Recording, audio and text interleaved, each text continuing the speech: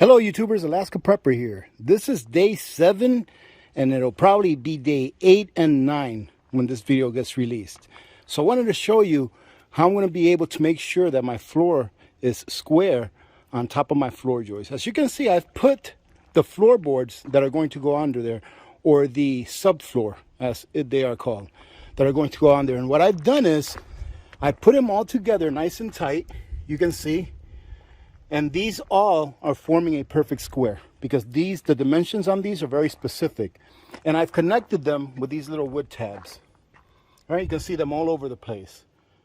The reason I did that is so that I can move the floor around to find perfect squares. So what I'm going to do is I'm going to go ahead and, now that the entire floor is connected together, I'm going to go ahead and bang them into place to make sure that it's completely even with the back.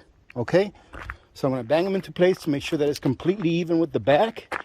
But first, I have to go ahead and cut my last piece. So being that I'm by myself and I'm a rookie at this, you know, I'm a novice at this, not an expert. What I did was I made sure to draw a line at the 4-foot mark all the way down. And then I placed my saw on here and figured out how far apart from this line to this level the saw needed to be in order for me to have a guide. And on this level, what I've done is, and I've done this in the past with this level, is I drilled a couple of holes, one there and one there, that it would allow me to put the level exactly where I need it. That way I didn't have to freehand this cut, and this cut will come out nice and straight. And as you can see, ladies and gentlemen, that just makes it a lot easier when you're working by yourself, and it allows you to have a pretty straight cut instead of trying to freehand it. So I went ahead and positioned this, ladies and gentlemen, to where it is perfectly square on the structure. Let me show you what I meant about the floor joists. So take a look at this side. All of the floor joists are pretty much flush with this. This one's off by about maybe 3/64. But these are all good. This one right here we'll have to trim. I'll take my pencil and just mark this right here. Okay? So now that's marked. I know I have to trim that off all the way down. Now, if you take a look at the other side, remember I told you that these floor joists were about 12.5 inches or so in length instead of 12 on the spot. You see this? So we got a gap there. We have to trim this entire side. So this whole side, all I'll do is the same thing. I'll go ahead and mark it. Come back with my square later on to draw a line down. And then I know where I have to cut it so that we can put the floor on there and be able to put our end cap on this and have the floor be 100% square. Here I started cutting these with my Sawzall and then realized that it's actually easier to just start it with my small silky saw and finish it off with my large silky saw. And now that I'm done, you can see that all of the joists are pretty much even with the floor. Well, ladies and gentlemen, today is day 7 of the build, and today is going to be a nice, easy day. As you saw in the last clip, I went ahead and found square and trimmed up all of the floor joists. So today, as you can see, I've gone ahead and removed all of the small pieces of wood that were connecting the floor together so that I can find square.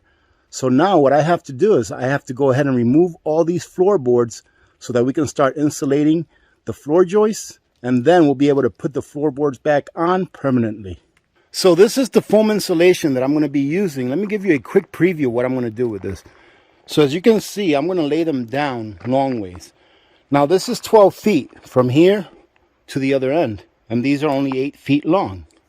So what I've done is, since 8 feet is around here, what I've done is I've put a few or a couple of screws in here to help to hold this up when it gets to this end, and to help hold up the short end as well until I seal it in with foam, with the foam cans, and you'll see what I mean by that. So I'm going to go ahead and bring my foam all the way to the bottom of the floor joists, and then the 4 inches that are left, I'm going to go ahead and fill that in with some fiberglass insulation. It's going to end up giving me about roughly R24 or R25 insulation on the floors, which is the same thing that I'm going to be using for the walls.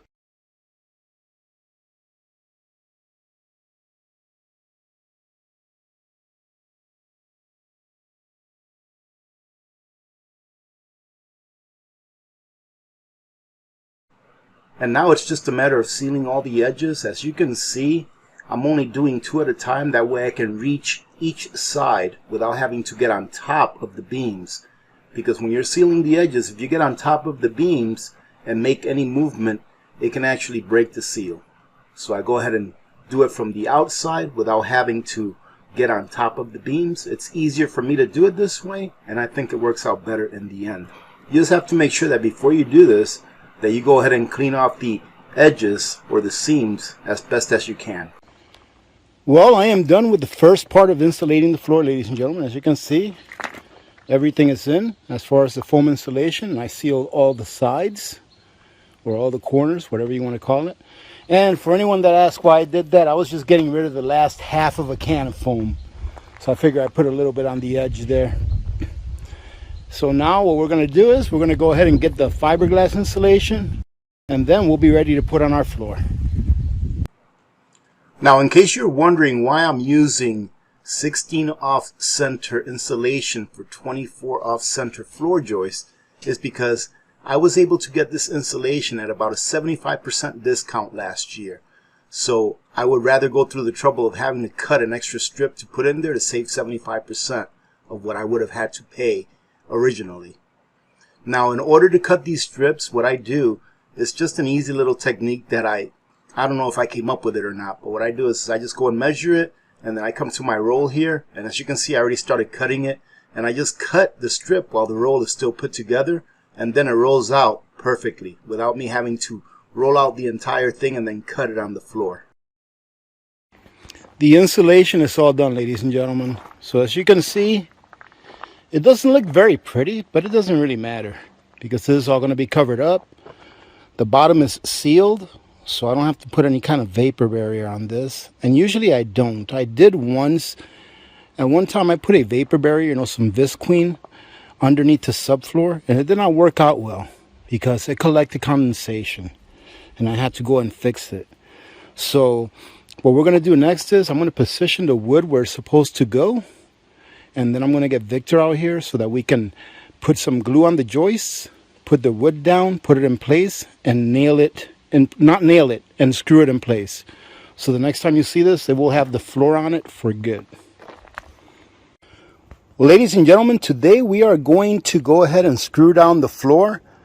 So you can see what I have here is I just have a plank or a board, and I go ahead and clamp it on both sides so it'll give me a straight line. And then what I'm going to do is I'm going to go ahead and take this hammer, and I'm going to hammer each screw into place before I come back and drill it all in.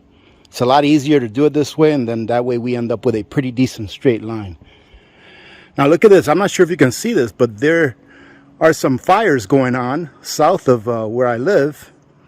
And I'm not sure if you can see the haze in the air, but you can definitely smell it. It's not overwhelming. There's just a tint of smoke in the air.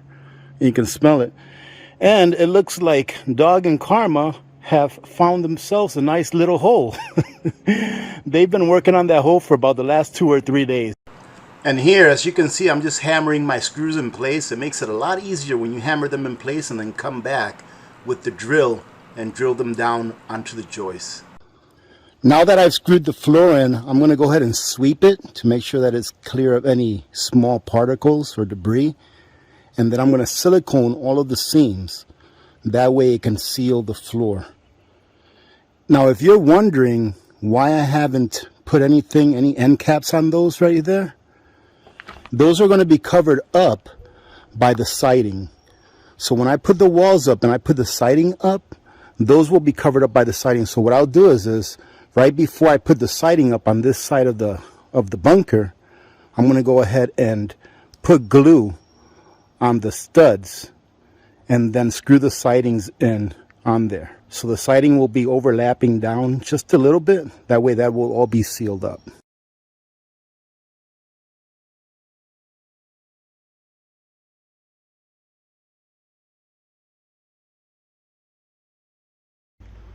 So now the floor is sealed with silicone on the cracks.